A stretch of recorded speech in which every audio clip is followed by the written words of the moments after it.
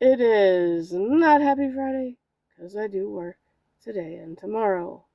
And I'm kind of not happy because I was trying to get that stupid Star Wars blanket as the backdrop, and I have nothing heavy enough to hold it up there. Plus, being as soft as it is extremely slippery, and I'm kind of pissed. Um, so I don't know what to do as far as Star Wars month goes, even though it is Star Wars month, technically, or as a lot of people like to see it. And I'm sure y'all are dying to know the result of the fire. Okay, so when we went back, the biggest question on everyone's mind, do we have to work from 10 to whatever to make up for those early hours that we missed? No, we did not. We get disaster pay for that, thankfully, because I'm like, good, I ain't staying past 2. I got shit to do, and dinner to make, and all that other crap. Plus, by the time I leave, I should already be in bed, asleep. So yeah, um,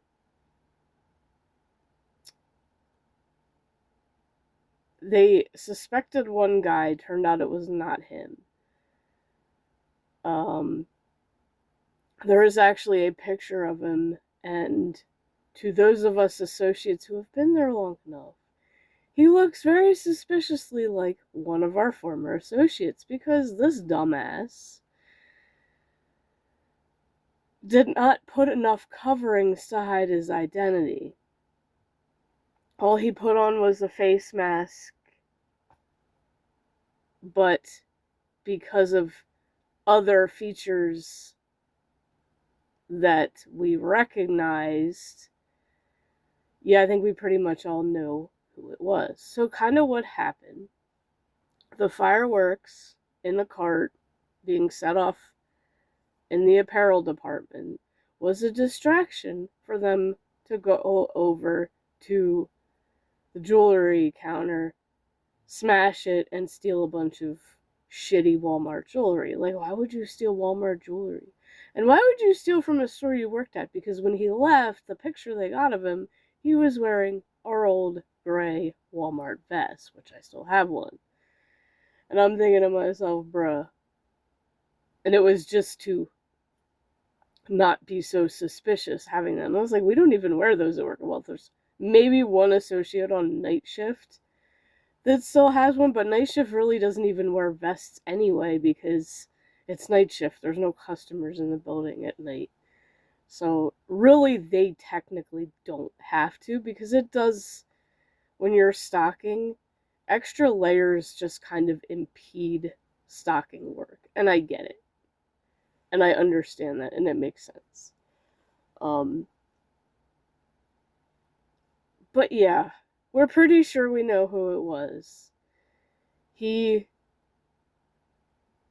was definitely a person who's not all there upstairs.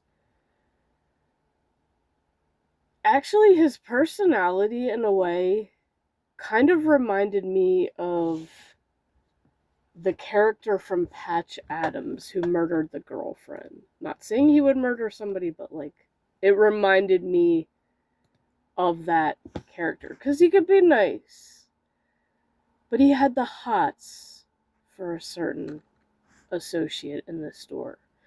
And of course, when she turned him down, that pissed him off. He threatened her at one point, which is, I think, primarily the reason that he got fired. Because I'm pretty sure he was fired. I can't fully remember, but I can't remember the name of that dude. Cast. Who was the guy that? See, I can't even, because the pictures they have are like updated, so it's kind of annoying.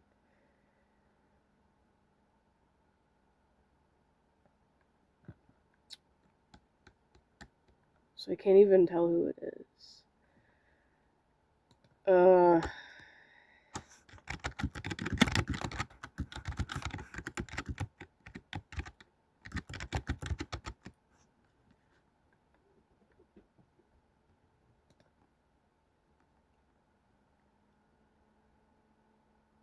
Lawrence. The character Lawrence. Lawrence Larry Silver. Yeah. I think that was the character's name.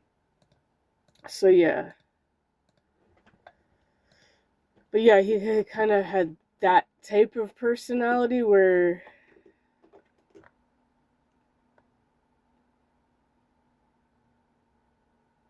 what? No, I don't care. Fuck off. God, Google. Jeez. With the whole ad thing. What kind of ads do you want to see? I don't fucking care. Can you just leave me alone? Jeez Louise. Fucking Google. I don't give a shit. I don't really give a shit. But yeah, like he reminded me of that personality because he threatened this associate. This associate doesn't even work there anymore. She got a better job somewhere else, and I'm proud of her for that. I miss her to death because she was sweet as could be, but like, because even after that, he would come in just to try to talk to her, and she already had a man. Like, her and her man had been together for a long time. And this guy was just obsessed with her. And it's just like, bro, get the hint. If somebody doesn't want you, give the fuck up. Made her very uncomfortable. And I could completely understand that because I would feel the same way. But some people just don't get it. Their obsession runs their life, and it's just really sad. It's sad, but at the same time, that's not an excuse to threaten somebody, telling them, you know where they live, so you're gonna come to their house. Like, that's just fucked up on another level. And then to start a fire in the place you used to work, do a lame ass job of covering yourself up to hide your identity just to steal some shitty jewelry from that company. Like, Walmart jewelry is absolute garbage. The majority of it is just gold plated. It's not even real gold. It is shit jewelry. The only thing maybe good are the classic Timex Indiglo watches. That's about it. That's about how you're going to get this decent out of jewelry. Everything else is just cheap crap. Like, just seriously, why? Why would you do that for Walmart shit jewelry? But like I said, dude was not all there upstairs, so guess that kind of makes sense. Criminals just get dumber and dumber. And people do the craziest shit sometimes. So basically the result of this whole thing, because they had a team in to do an inspection. The crazy thing is everything looked fine, but we could be held liability. So pretty much most of the stuff in the store has to get claims out and thrown out. They said if it's our brand, it gets claims out and thrown out. If it's another brand, it gets sent back to that distributor or something. Like, obviously, all the clothes have to go. And then they got it. Everything that's in behind a locked case or doors, like freezer doors, dairy doors, that shit's all safe because it's behind doors and it's enclosed. So, unless everything in the back room was fine. And it sucks because this happened when they were in the middle of unloading a truck. So it's pretty much pallets on the floor full of freight that was supposed to be worked that night. Plus stuff still on the belt because they were unloading. So we had to clean all that up yesterday. That was pretty much our task for those few hours. And they put some of us in the bins to move stuff around and make enough space to shove more shit in there, because nothing is allowed to leave the back room, merchandise-wise, until we claims everything out that's out on the floor. So the store is going to be closed for customers for a while, at least a week, maybe longer. Well, it'll be longer than a week because obviously we started this yesterday at 10 o'clock. Well, 11 more or less because they had a meeting with us explaining everything. So it is going to be literally a non-stop cleanup, restock process, which never a dull moment where I live. And I mean, hey, for anyone who's bored of doing the same shit every day, here you go, something new. Not fun, but new. Although you think about it this way, Walmart's insurance definitely will cover all this. Now, the only sucky thing is, nobody can buy food on their lunch. So, you either have to pack, or leave the store and go down to Wawa or whatever, like, 24/7 places open that has food. It's like, or pack your own. Like, I pack my own anyway most of the time because it's just cheaper. And it's like yesterday before I left, I made a kind of spaghetti sort of thing because I bought my favorite pasta shape, and then I put sweet Italian sausage and the leftover meatballs from the meatball hoagies that we had the other day. And I was like, I'll just take that. It's easy heat up. So it's like, yeah, everything in the back room is fine. Got a bit sweaty doing that shit too. And then I found out another one of our associates kind of wants to learn exceptions. And I showed her, like, the screen. So it's like, well, I can easily just, we're standing back here waiting, to do whatever in the bins. Like, I can quick show you basically how it works. I said, really, the trick is getting into a rhythm of doing it. And I was like, always keep a ladder on you because she's shorter than me. And I was like, I'm short, but yeah. I was like, I was like, it's not hard once you understand and learn it, but it's just a matter of getting into a speedy rhythm to keep going like I have. Which is why I'm always in it.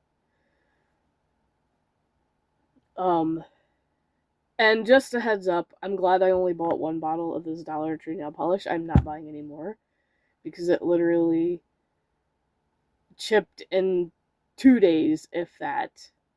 And I didn't even do anything because I put it on while I was on vacation, not doing anything, and it already started to chip, like, literally almost the next day. So, do not buy Dollar Tree nail polish or this brand, whatever it's called. Cosmic Colors. Yeah, don't buy it. For anyone who likes nail polish, don't buy it. It's pretty, but it doesn't stay on. Unless you're gonna put, like, a top coat or something on it, don't buy it. And I don't have a top coat. My top coat's all dried out because I didn't even use them that much anyway. And I really just don't, like, if you're gonna put a top coat, make sure it's a good one. Don't buy a cheap shit one. So yeah, that is going to be the next few days at work. I was like, well, at least I don't have to deal with customers. It kind of sucks having to turn them all away, but hey. Y'all know how it goes. One person ruins shit for everybody. And then the world hates them after that. It is what it is. It's like, do you really want to be remembered as a dickweed who did something fucked up and then were hated by everybody? I mean, if you don't care, then you don't care. That's your problem, but I know I don't want to be remembered that way. It's like, if I'm hated by Karens, I don't give a shit, but I don't want to be hated by everybody. Karen started it, that's why they're called Karens. They start the shit. Oh, I'll finish it, I don't care. You start it, I'll finish it. Because you're wrong for starting it, and you're wrong for causing rage bait or arguments or whatever, just like the thumbs up or down Thursday yesterday. And speaking of which, I guess I gotta do a You Might Be a Karen F today. I really am kind of demotivated. Oh well. I'll see you in the next video.